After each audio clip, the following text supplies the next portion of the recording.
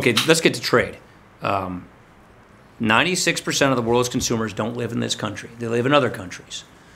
And our competitors who compete with us on our manufacturing products, on our agricultural products, and our services, are going around the world getting trade agreements between their countries to open up markets. And if we're not doing the same, we're getting frozen out of these markets. So it's really important that we open these markets up to our products. The one with TPP, that's 12 Pacific nations, that's 40% of the world's GDP is represented there.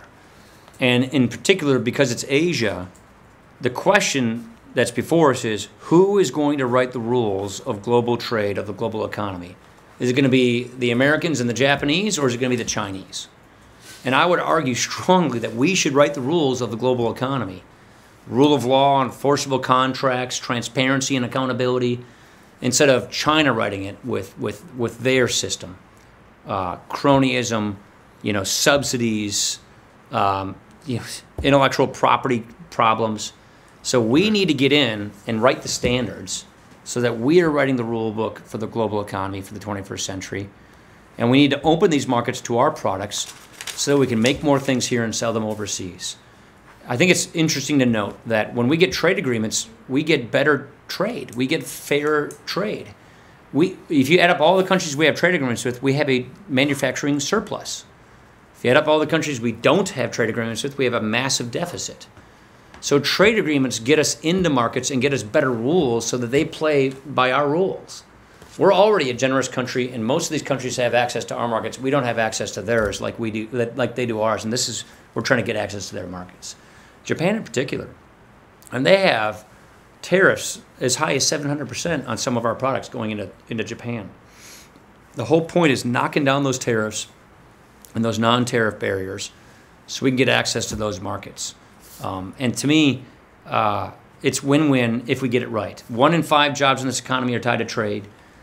Trade-based jobs generally pay more. And when you have a state like ours, heavy on manufacturing, heavy on agriculture, we have to sell it overseas if we're going to keep going, if we're going to keep jobs. And that's why we need to open up markets. And so this is one of those deals where you got Obama and Ryan, people who ran against the guy. We completely see it the same way on this. We need to open these markets. And Trade Promotion Authority, which is something I'm in the middle of negotiating with Ron Wyden and Orrin Hatch, gets Congress in on it early. Trade Promotion Authority is not giving the administration authority. It's quite the opposite. It's Congress asserting itself early on in trade negotiations to make sure that its interests, that its preferences, its guidelines are adhered to, and that you have an open process so that at the end of the day you get an up or down vote so our trade allies, the people we're negotiating with, will give us their best answer. From talking to the Japanese, I went with Abe, I met with Amari, the prime minister, the trade negotiator.